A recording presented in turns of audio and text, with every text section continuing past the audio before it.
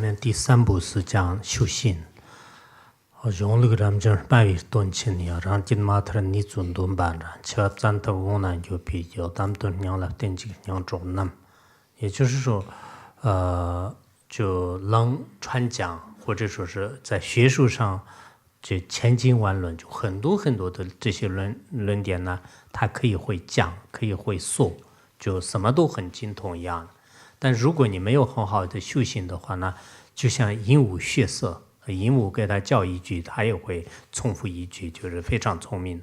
但实际上呢，就根本没有把这个所听到和所思维的东西呢，就是自己去信用。所以呢，一旦就是你如果出现一些突然的死亡的话呢，可能非常可怜的，就是没有修行好，来世呢也很痛苦的。所以呢，自己所得到的这些教研呢，一定要修行啊！我看到我都经常去一些大学，有些大学教授呢，他研究一辈子研究，但是呢从来不修行，就所以包括我这次去什么这个牛津啊，就是剑桥啊，就是他们的有些老师的学问很不错，我很佩服的。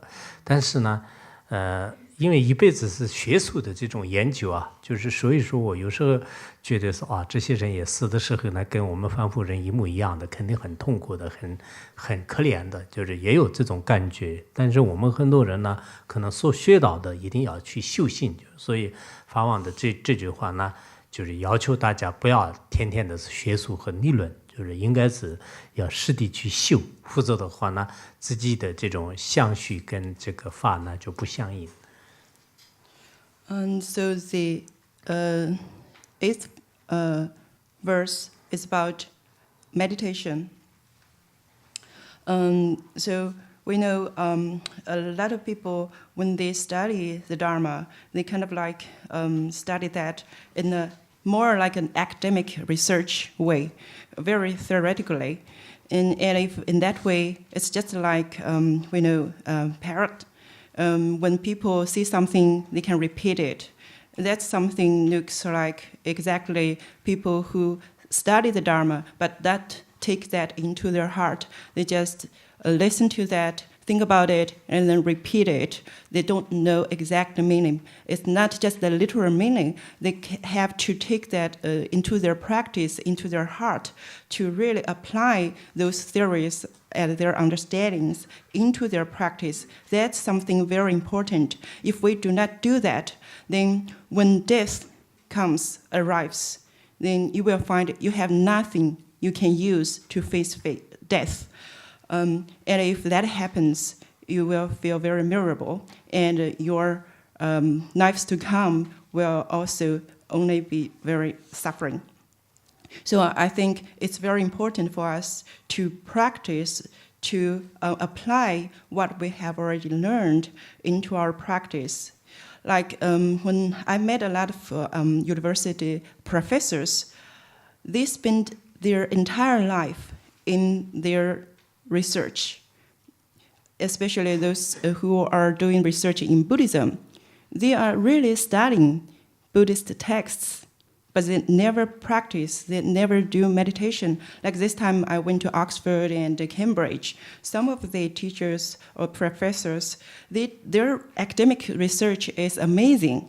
I really admire them in that way. However, when I think about when they die or in their deathbed, they will still just like all the ordinary people who will be very miserable. So I think after we learn, we should really study. Don't do merely theoretical or academic research in Dharma teachings. We should really do that. And Khenpo Rinpoche here in this verse, he requests us to bring our study in Dharma into our practice. 因为这个修行呢很重要的，下面的这个偈颂呢也是再三的强调，就是修行啊，茫茫界里出自了ramjam个，让人的苦尼塔斯丹，这个拉曼就是端机让人出，是宁可觉得东西来两个，就是说释迦牟尼佛就是宣说的这个非常多的84000的法门呢，实际上归根结底的话，就是调伏自己的心，就目的都是佛宣说的各种各样的法门，就是让我们开悟，让我们真正的了解自己心灵的状况，就这么一个目标而做的。所以让我们呢不要单着一些词句，就每天都是从文字上画，就是没有深入去修行。那这样的话非常可惜的。所以说，就是我们深深的这些教言呢，就是一定要记在心里面，好好的修行啊。很多人可能从次第的开始要修啊，就很多人可能最高的方面呢，就是也喜欢修，就是先刚开始观认识性的本性，然后再下来就是我听说很多国外人呢，先认识本性，然后呢再修假性，就是其实这个次第呢有点乱，就是按理来讲先修假性，然后再观这个性，就是这样是比较好的。And so the verse 9, it says in this way, all the teachings from Shakyamuni, Buddha Shakyamuni, all the 8,400 teachings from Buddha Shakyamuni is about how we can tame our mind, or how we can examine or look at the state of our mind, also about how can we reach enlightenment. So we should not just look at the words. We should not stay on the level of words. We should really use the teachings to do our practice.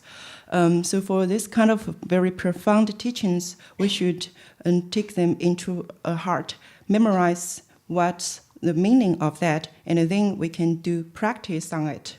I heard that in Western countries, a lot of people will start to do the practice of realizing the nature of our mind first, and then they do the preliminary practice.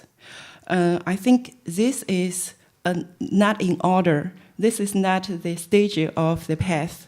You should do the preliminary practice first, and then you go to look at your mind and try to find the nature of your mind. That's the correct order.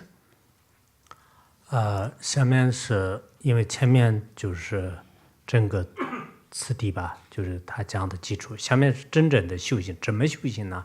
下面这个修行光说，因为他这里讲闻思修。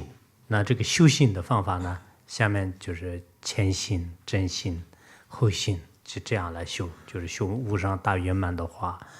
那么修前行的时候呢，就我们按照普贤上师言教华智仁波切的普贤上师言教，那修人生难得、寿命无常、轮回的过患和业因果。然后修不共加行的时候呢，修皈依啊、发心啊。修这个百字明啊，就是等等，就是这样来修行，这叫做不共加行。And so after he talked about or emphasized how important practice or meditation is, then he started to tell us how should we do our practice. And so here it says maybe the following verses will talk about the preliminary practice and the actual practice, and also the concluding practice, which including the great perfection. And in Patrul Rinpoche's words of my perfect teacher, it also have this kind of order or stage of path. And here maybe the outer practice, including the four thoughts which kind of turn your mind onto the path, which include our human existence is very difficult to obtain, and also the impermanence of our life, something like that, and also the inner part of the practice, including taking refuge, generating bodhicitta, and reciting the 100-syllable mantra. 下面是人生难得，你个点的恶动个然着，诺人本来特别端正的。端亲，等着现在你不是，等着现在你个端亲的嘛，这了毛眼去，是吧？我以前能背，现在忘了。그래서你个点的恶动个然着，诺人本来特别端正的。去年的现在你个端亲的嘛，这了毛眼去，我给你们背靠就意思就是说，我们的人生呢，就像是昙花一现，就是非常非常的难得。昙花呢，就是很难以这个现在时间。那么它的价值呢，就是胜过这个10万个这个珍宝。以后呢，这样的人生是非常难得的。所以我们现在拥有这样的下面难得的时候呢，大家不要散乱，不要懈怠，不要天天睡懒觉，不要认为是英国的天气不好，一定要睡好，就是下午4点钟就开始一直睡，就是说是夏天什么就过一段时间，就是因为夏天下午4点就太阳没有了，所以就一直睡到第二天8、9点钟，这样就不太好，不然人生那么难得，就是好好的上班，好好的修行，就是不要太懈怠，就是意思是让我们好好的修行。And so verse 11 is about the difficulty. I'm sorry, that's verse 10. Verse 10. Verse 10 is about the difficulty of obtaining this human existence. And because this human existence or this human body, which is so difficult to obtain, and this metaphor used in this verse it's just like the udbara flower, which only blossom for blossom once in very, very long time, and it worth more than 1 million precious gems. So here we should really think about how difficult it is for us to have this human body we already have now. So we should utilize this human body to do things, to be diligently do our practice. We should not waste our time. We should let, Khenpo said, for example, we should not oversleep, because I heard that the weather in UK is not very good. So a lot of people say I should sleep more, because during the winter it will become dark at 4 p.m. or something like that.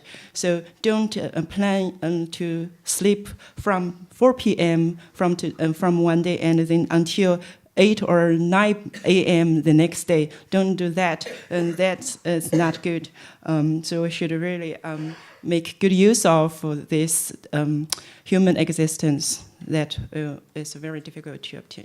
下面是那个寿命无常啊，吃得着，就那么个通着，那么怎么通把时间活么呢？罗当达都不弄没，哒给求着人，就是说。这个死亡的话呢，就像是这个天降霹雳一样的，就是突然就会降临的。那么什么时候会死亡？死的方式是什么样？死的地方是哪里？这些呢，我们谁都无法测度，无法这个传猜。所以就我们不一定就是有多少年呢，多少月啊，就是不一定能住得上很长时间。所以呢，现在很快的时间当中，马上要修行，因为一切都是无常的。其实佛教的无常观就是我们修行人来讲很重要的。现在世间人呢，因为不懂无常，就是他一直认为是我自己在这个世界上很长时间。但是我们修过无常的人呢，可能在工作上啊，在感情上啊，在生活上发生一些变化的时候呢，你也会觉得无常的以前有钱，就是现在没有钱，无常了；以前没有钱，现在突然发财了，无常了。然后也不太执着，以前很好看，现在觉得不好看了，无常了。我以前很好看，然后以前不好看，就是现在就好看了。有些做整容的话，也是无常，就是所以我们无常很需要观。So the verse 11 is about the impermanence of our life. So this is just like the flash of lightning in the sky. We don't know when it happens. Nobody can predict when or where we will die. That's something we don't know. So we should not delay our practice, because we don't know how long we can stay in this world, or how long our life can be. So we should start our practice right now instead of postpone our practice in the future. However, most of worldly people or ordinary people do not understand impermanence. So they think they can live long, very long. Maybe they just think they can live forever. But for people who have the idea, have the concept of impermanence, they understand their life better, and they can cope with difficulty in their life better, in their life, in their relationship like that. So because they know impermanence is something we cannot avoid, so when a rich person become poor, he will say, oh, because it is impermanent, so it's okay. And if this person, a poor person, become rich, and they will just accept this as something normal because it's impermanent. Or maybe someone who is good looking become bad looking, or from bad looking to good looking, especially someone take cosmetic surgery like that. It's all about impermanence. So if we study the Dharma and understand impermanence, we can have a much better way to cope with the impermanence in our life. 下面是讲的是什么？刚才索教仁波切说汉地的性格跟那个西方人有什么不同？然后刚才我说的有些话，汉族人就是笑的哈哈，就西方人好像什么都没有感觉。So Khenpo said just now, Sodargye Rinpoche and Khenpo talked on their phone, and Sodargye Rinpoche asked Khenpo, so what do you think is the difference between Chinese people and Western people? Just now I don't know what to say, but now I know, because when I say the same thing, Chinese people will laugh loudly, while Western people will just maybe smile or even do not laugh. 下面是夜因果离经这位知么子，那们都要在表什么？大概的让我有听的，人个让你里那谁就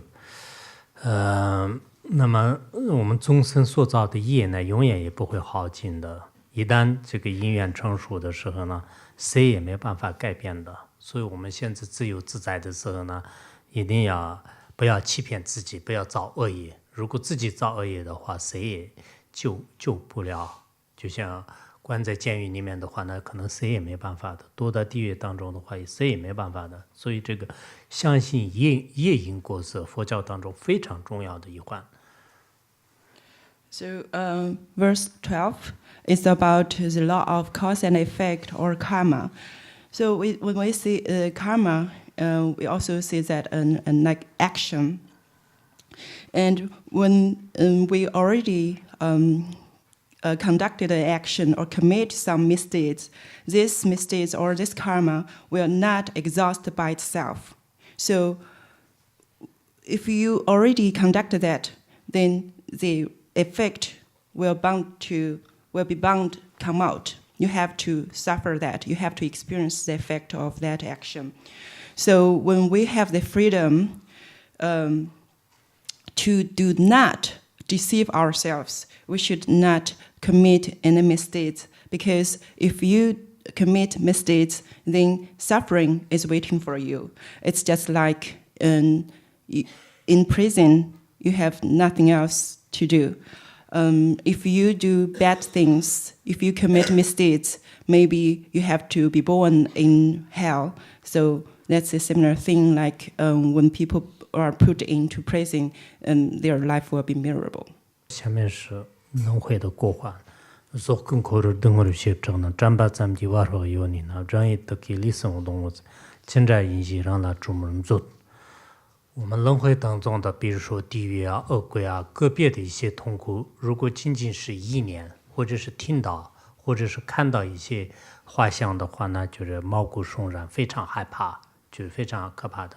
那如果是真的这些无边的这种痛苦的，就逼迫你的身体和心的时候呢，你会能忍受吗？就是扪心自问。其实我们这些。从理论上可能你们大家都也许会，但是我们修行上呢，也许可能很多人都没有升起真正的这种定界，就对于因果方面就是有个很深的这种修行，然后轮回的过患方面呢，也经常就是哇，这个如果我转生到地狱里面，真的怎么办呢？就是有没有这样的？我看到有些佛教徒的话，连就这种不相信，就是那这样的这种修行人呢，就是很可笑的，就是所以可能理论的基础跟修行两个结合起来很重要。And verse 13 is about the suffering of samsara. And it says, so if we listen to someone describe the suffering in samsara, or look at the pictures or like videos about some sufferings in samsara, we may feel that may cause us to shudder.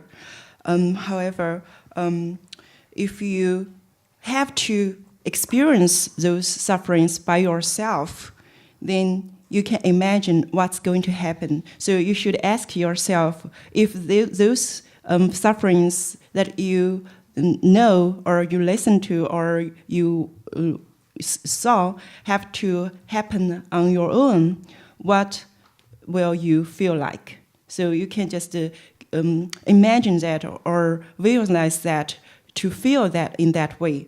However, I find that a lot of people, they have some understanding about suffering in samsara just theoretically, but really in their heart, they have not yet gained certainty on this. So I think it's better to have combination between the theories and also the actual feeling, the actual certainty that you should try to gain that certainty. And I also know that some of the Buddhists, they even do not believe in hell. They don't think they don't believe in the existence of hell. So I think that's something they really need to work on.